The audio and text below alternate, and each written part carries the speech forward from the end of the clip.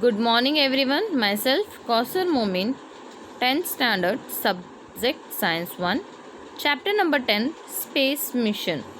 In this chapter, we are going to discuss about space mission, artificial satellites, classification of artificial satellites, orbits of artificial satellites, satellite launch vehicles, and space mission away from the Earth. Man has always been curious about unknown places and he has always been eager to expand the horizons of his knowledge by exploring the unknown world. He must have had deep curiosity about the space and the many twinkling stars in the dark sky. He must have had dreams to fly to the space and must have been working for that. Obviously, we all are very curious about how stars are twinkling in the sky, how to go at that place. Can we go at that place? So, answer for this question we have to study this chapter. Very first topic is space missions. Substantial developments in technology, especially space technology, in the latter half of 20th century resulted in the development of spacecrafts, making space voyages possible. Since then, more than 1,000 artificial satellites have been placed into orbits around the Earth. Additionally, space missions have been undertaken for close observation of various objects in our solar system. We will learn about all these things in this chapter. We can classify the space mission into two categories. In one type of missions, the objectives is to put artificial satellites in orbits around the Earth for research and various other useful applications. The objective of second type of mission is to send the spacecraft to outer space for close observation and understanding of the objects in solar system or even outside the solar system. Need and importance of space mission. The world has become a global village due to space mission. Today we can contact a person in any part of the world within a second. We can gather information about worldwide events sitting at home. You all know the importance of internet. Due to internet, every information is available at our fingerprints. It has become possible to get advance alert about natural calamities and take proper precaution. During war, it is possible to get information about actions of the enemy through aerial surveillance using satellites. It is also possible to explore the fossil reserves and minerals in the earth. Thus, there are unlimited application of space missions. Today's space technology is an inevitable part for development of nation. So, how it is happening? This is the diagram for communication by artificial satellite. A satellite which we are sending from Earth to space, and that satellite is revolving around the Earth, and whatever range it sends to the Earth, and hence we can communicate, or the ranges are surrounding overall Earth, which sends this satellites to Earth. Here is the artificial satellite, and this artificial satellite which we are using for communication satellite, it is revolving around the Earth in the space. So this we are naming it as communication satellite.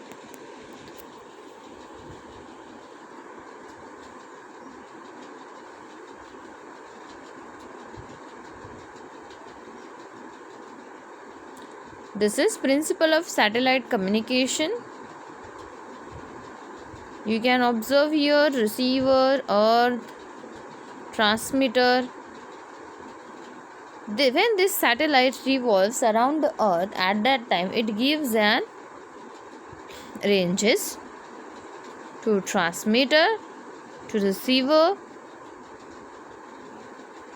Due to these ranges, we can talk everywhere in this world. because our phone range goes to contact with this satellite. From this satellite, whatever ranges are coming, these are falls on overall earth. They are having higher frequency. This one is the transmitter.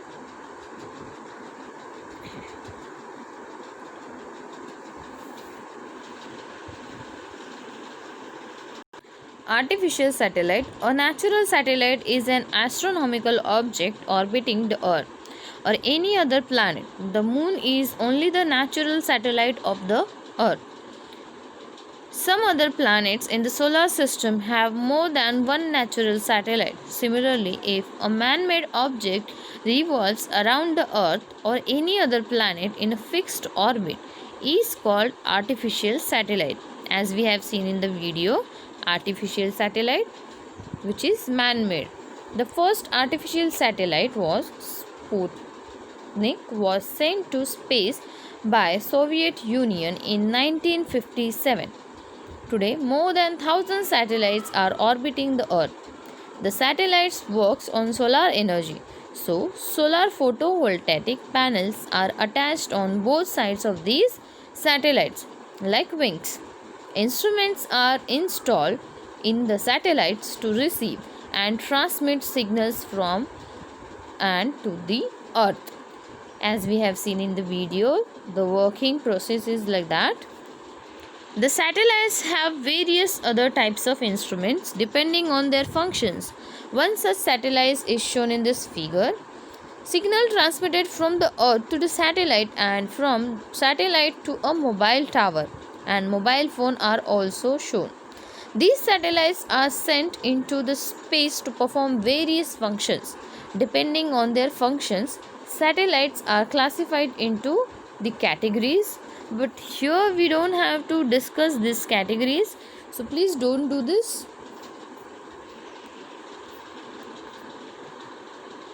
Next we have to see orbits of artificial satellites.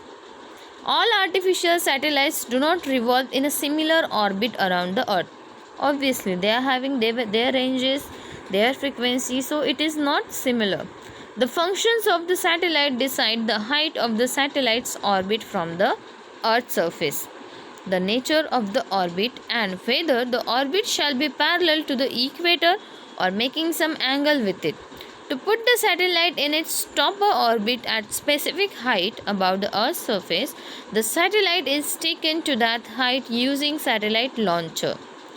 Then, the satellite is given a specific velocity known as critical velocity in a tangential direction to the orbit. The satellite then starts revolving around the Earth. The formula for the velocity can be derived. Here you can observe this is the Earth, and the satellite is revolving around this earth, which is this one, which is having a fixed radius, or we can say their difference, which is height h. Why? Because this is fixed, because we are setting this with its velocity, and that velocity is critical velocity. If a satellite of mass m is revolving around the earth in an orbit of height h with speed vc, why vc? It is critical velocity. For velocity is v and critical is c. Then, as seen in the chapter gravitation, a centripetal force which is mv square upon r, but here we are taking vc because vc is critical velocity, will act on it. Here r is the small r, okay. Small r is the orbital radius of the satellite from the center of the earth. This small r is the radius of satellite from center of the earth, and capital R is radius of the earth. So this centripetal force is provided by the gravity of the earth. Therefore, centripetal force is equal to gravitational force between the earth and the satellite. So we can equalize them, and it is mv square upon capital R plus h. Why capital R plus h? Because here we have taken small r, and small r is equals to, we can write capital R plus h. Okay. Is equals to, what is m? Small m is Here we are writing as it is small m. And what is critical velocity? Critical velocity is under root gm upon r plus h. G is gravitational constant. Capital M is mass of the earth. Capital R is radius of earth. H is height of the satellite above the earth's surface, and R plus H is radius of the orbit of satellite. If you square on both this side, then this root will go out and you will get Vc square is equals to Gm upon R plus H. So instead of this Vc square, we are writing Gm upon R plus H. Because of it is square, that is why R plus H square and this small m as it is. It can be seen that critical velocity does not depend on mass of the satellite. As the height of the satellite orbit from the Earth's surface increases, the critical velocity decreases. Depending on the height of the satellite orbit above the Earth's surface, the satellite orbits are classified as below. Height Earth orbits. Height from the Earth's surface is greater than 35,780 km. If the height of the satellite's orbit above the Earth's surface is greater than or equal to 35,780 km, the orbit is called as high Earth orbit. If the height is greater than of 35,780, then it is called as high Earth orbit. As we will see in the next solved example, we will see that what is there. Satellite revolving in an orbit 35,780 km above the Earth's surface will take around 24 hours to complete one revolution. We know that the Earth also takes almost 24 hours to one revolution. If the satellite is revolving in an orbit parallel to the equator, the time of revolution for the Earth around itself, and that for the satellites to revolve around the Earth being the same, the satellite will appear to be stationary with respect to the Earth. When it is happening, when to revolve the satellites, it takes 24 hours, and to revolve the Earth itself revolving, it is also taking 24 hours. Then it will come at the place of its equator. So that is why we can say it as they can appear to be stationary with respect to the Earth. For passenger, in one vehicle, another vehicle moving parallel to him with equal velocity appears to be stationary. Obviously, if we are moving from train or bus, both train are having same velocity, then we are feeling that we both are with the same speed, or we both are like sitting with the same way, so that we can say it as stationary. This is what happens here also. These satellites are therefore called geosynchronous satellites because they are having same velocity. Since these satellites are stationary with respect to the Earth, they can observe a specific portion of the Earth continuously. Therefore, they are used in applications like meteorology and for carrying signals for the telephone, television, radio, etc. Now, next height is medium Earth orbit.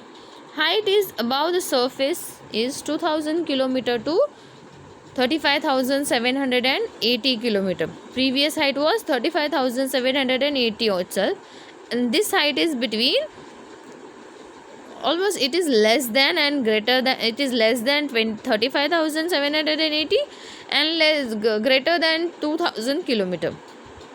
If the height of the satellite's orbit above the Earth's surface is between 2000 km and 35,780 km, the orbits are called medium Earth orbits. The geostationary satellites orbit above the equator. These are therefore not useful in the study of polar region. For this purpose, elliptical medium Earth orbits passing over the polar region are used. These orbits are called polar orbits. In these orbits, the satellites complete one revolution in 2 to 24 hours. Some of these satellites revolve in circular orbits at a height of around 20,200 km above the Earth's surface. Global positioning satellites revolve in such orbits. Now next, low Earth orbits, which is having a height of 180 km to 2000 km. If the height of satellites orbit above the Earth's surface is between 180 km and 2000 km, the orbits are called low Earth orbits. The satellite used for scientific experiments and atmospheric studies revolve in low Earth orbits.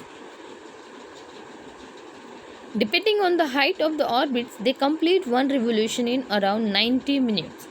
International Space Station and Hubble telescope also revolve in low Earth orbits.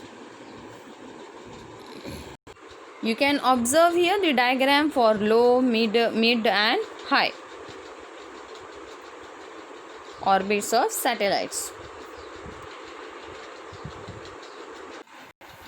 Here you can observe low Earth orbit.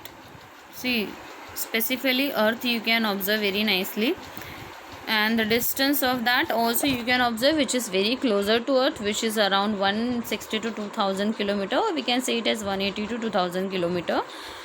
It is useful for communication, human spaceflight, astronomy, Earth observation, atmospheric drag and debris. Next is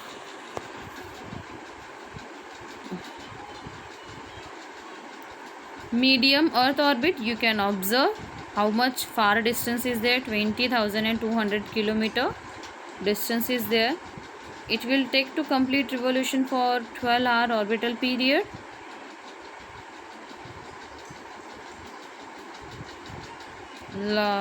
It is too much distance. Large distance is there. Next is, you can observe here the distance. High Earth orbit, or we can say it as Molniya orbit. A lot of large distance, maximum distance.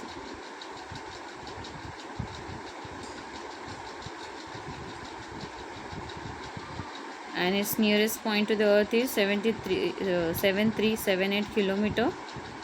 Furthest point from the Earth is 45.730 kilometer, which is 28,415 miles.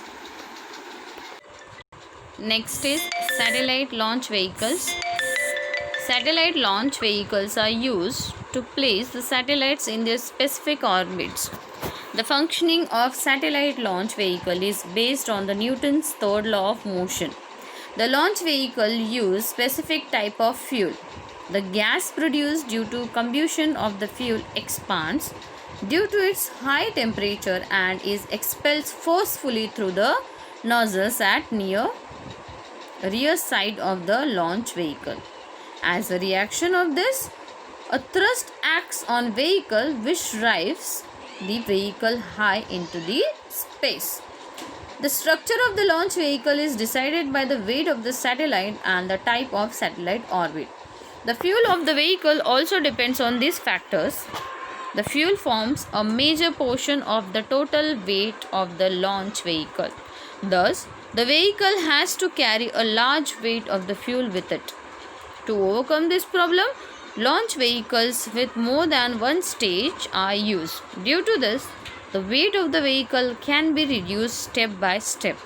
After its launching, for example, consider a launch vehicle having two stages. For launching the vehicle, the fuel and engine in the first stage are used. This imparts a specific velocity to the vehicle and takes into a certain height. Once the fuel in this first stage is exhausted, the empty fuel tank and the engine are detached from the main body of the vehicle and fall either into a sea or on unpopulated land. As the fuel in the first stage is exhausted, the fuel in the second stage is ignited. However, the vehicle now contains only one, that is the second stage. The weight now being reduced, obviously, because that part is get exhausted. The vehicle can move with lighter speed. Almost all vehicles are made from either two or more stages. As an example, structure of Polar Satellite Launch Vehicle developed by ISRO of India. You can observe here the structural part of the satellite.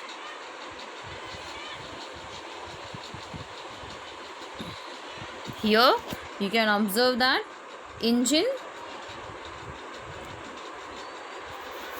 using solid fuel which provides the initial thrust. Obviously, after it get completed, now the first stage using solid fuel, second stage using liquid fuel, this gets burst.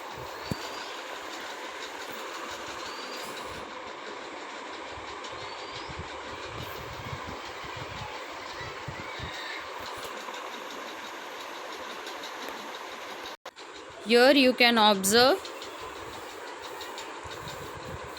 the satellite which is going from Earth to space.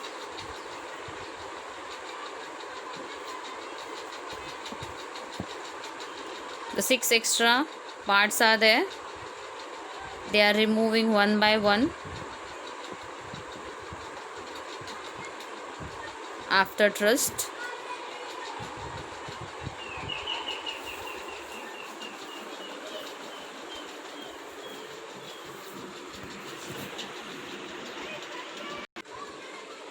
The motors will separate first. See, you can observe the separation parts, the size of the rocket. This is the process of rocket launching. Now it is coming out from the Earth in the space. It enters in the space.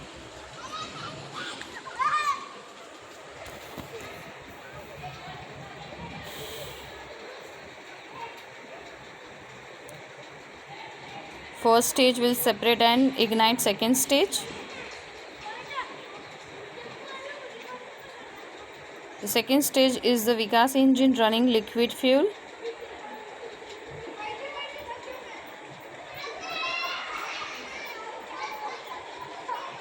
And then firing separation. Hence, this is the way to